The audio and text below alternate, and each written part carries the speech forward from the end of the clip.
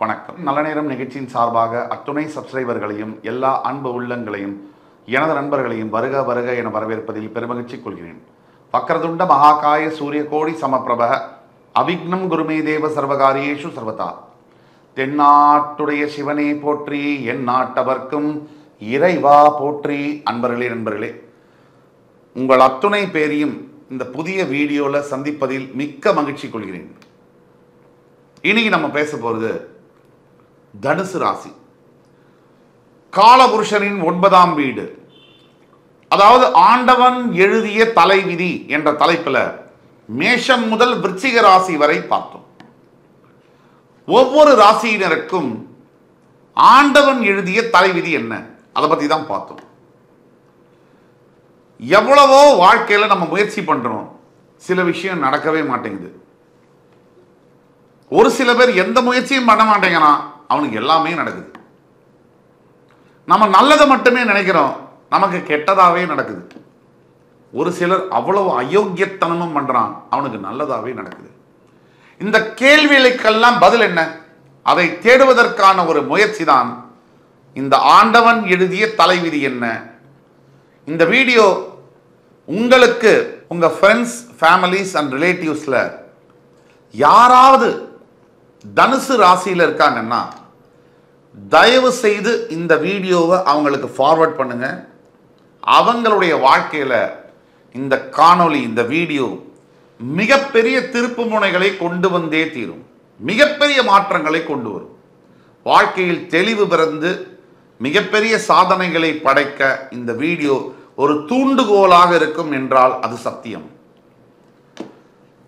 நான் மறையலாம், எதுவும் மாறும்.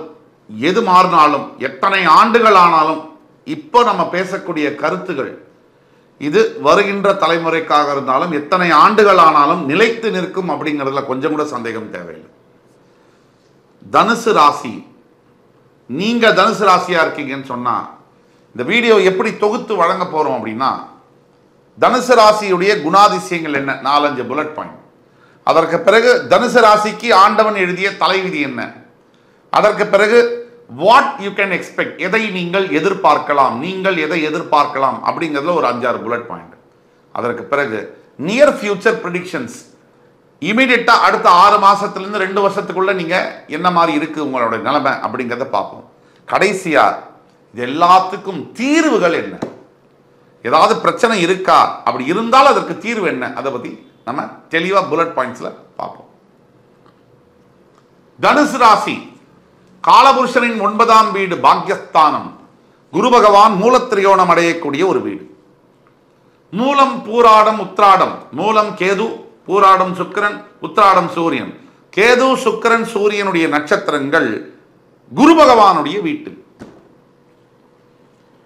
இதற்குள்ளார என்ன இருக்கு, தனுசு ராசி அன்பர்களுடைய குணாதிசயங்கள் என்ன? தனுசு ராசி அன்பர்களுடைய முதல் குணாதிசயம், மற்றவர்களுக்காக இரக்கப்பட்டு தன் சக்திக்கு மீறி கோமாளித்தனமாக உதவி செய்வது. இது பாயிண்ட் நம்பர் 1. தனுசு ராசி அன்பர்களுடைய 2வது குணாதிசயம், நண்பர்கள் கிட்ட வகதகைய மாட்டிக்கிட்டு வெளியிலையும் வர முடியாம உள்ளேயும் போக முடியாம தவிப்பது. 2. தனுசு ராசியுடைய 3வது குணாதிசயம், லட்சியங்களை சுமப்பது. மிகப்பெரிய லட்சியங்கள், சாதாரண லட்சியங்கள் அல்ல. குடிசை வீட்டில் பிறந்த ஒரு தனுசு ராசி அன்பர் இந்த கவர்மெண்ட் ஆளணும்னு நினைச்சாரு. அந்த அளவுக்கு லட்சியங்களை சுமப்பது தனுசு ராசியின் பிறப்புடைய இயல்பு. 4வது குணாதிசயம், தாராள குணம். மற்றவர்களுக்காக வாழ்வது, மற்றவர்களுக்காக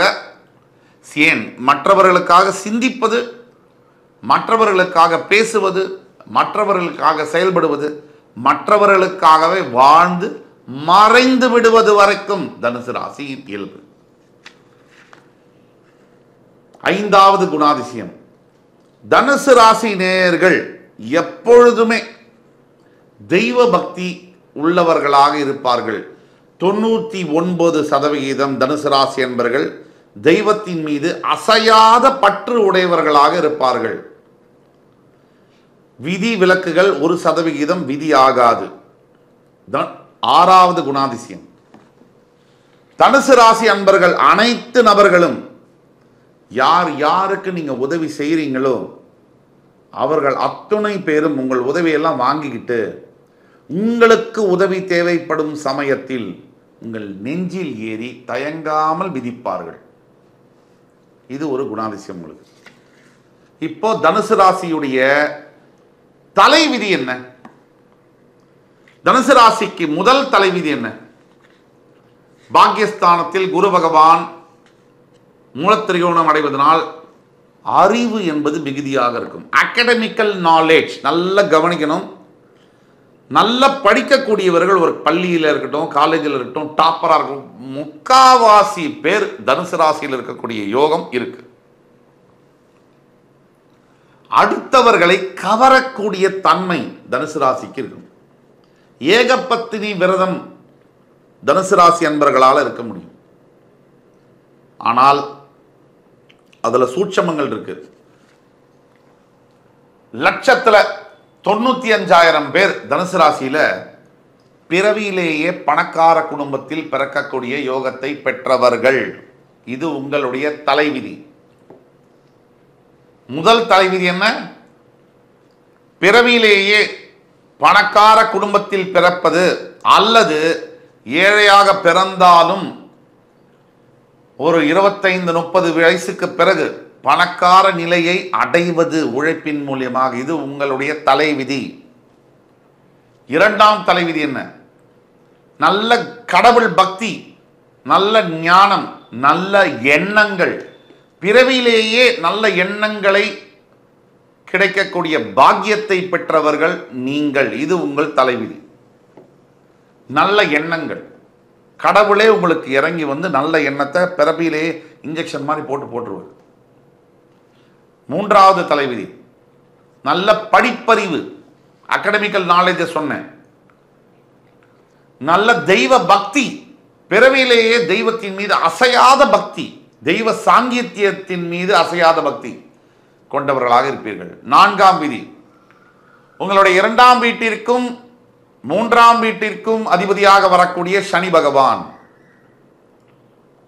எத்தனை காசு தனுசு ராசியில் இருக்கக்கூடியவர்கள் சேர்த்தாலும், நான் சொல்றத அன்பார்ச்சுனேட்லி தப்பா எடுத்துக்க வேண்டாம், எத்தனை பணம் நீங்கள் உங்கள் வாழ்க்கையில் சேர்த்தாலும் உங்கள் விதி என்னன்னா, உங்க நாக்கிலிருந்து வர வார்த்தை சம்டைம்ஸ் ரொம்ப தப்பா வரும்.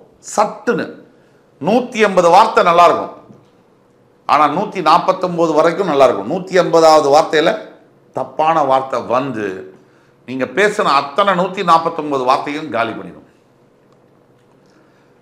என்னடா நம்ம 149 வார்த்தை நல்லா பேசியிருக்கோமேன்னு உங்களை யாரும் இடப்பட மாட்டாங்க. என்னையா அவ்வளோ 149 வார்த்தை கரெக்டாக பேசணும், இந்த 180வது வார்த்தையை தப்பா பேசிட்டானேன்னு தான் உங்களை பார்ப்பாங்க. உங்களுடைய 5வது தலைவிதி, நீங்கள் எத்தனை காசு பணம் சம்பாதித்தாலும் அதை சேர்த்து வைப்பதில் கண்டிப்பாக கஷ்டம் இருக்கும். பணத்தை ஒரு வயசுக்கு மேலே 45 வயசுக்கு மேலே இழக்க நேரிடும். ஒரு இறங்கு முகம் உண்டு. இது உங்கள் தலைவிதி.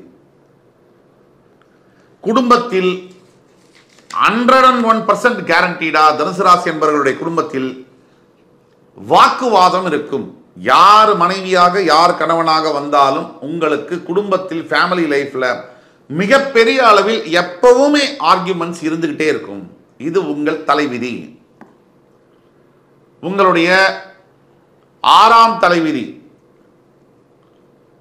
3ஆம் இடத்திற்கும் சனி பகவானே அதிபதியாக வருவதனால் மற்றவர்கள் ஒரு விஷயத்தை செய்யணும் சாதிக்கணும்னு எடுக்கிற முயற்சிக்கும் 3 மடங்கு முயற்சியை நீங்க எடுக்க வேண்டியது இருக்கும். மற்றவர்கள் எடுக்கக்கூடியது சகிப்புத்தன்மை அதிகமாக உங்களுக்கு தேவைப்படும் இருக்கும், ஆனா அதிகமாக தேவைப்படும். பெரும்பாலான நேரங்களில் 199% தனுசு ராசி அன்பர்கள் நீங்க எதை படிக்கணும்னு நினைக்கிறீங்களோ உங்களால் அதை படிக்க முடியாது. இது உங்கள் தலைவிதி. நீங்கள் விரும்பாத கல்வியை பயில வேண்டிய பாக்கியம் என்பது உங்களுக்கு உண்டு.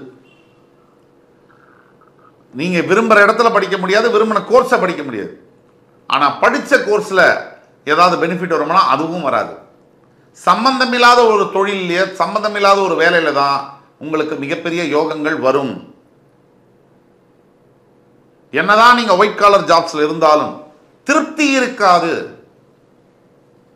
7வது விதி, உங்கள் 1ஆம் வீட்டிற்கு ராசிக்கு அதிபதியான குரு பகவானே 4ஆம் வீடு என்று சொல்லக்கூடிய மீனத்திற்கும் அதிபதியாக வருகிறார். அதனால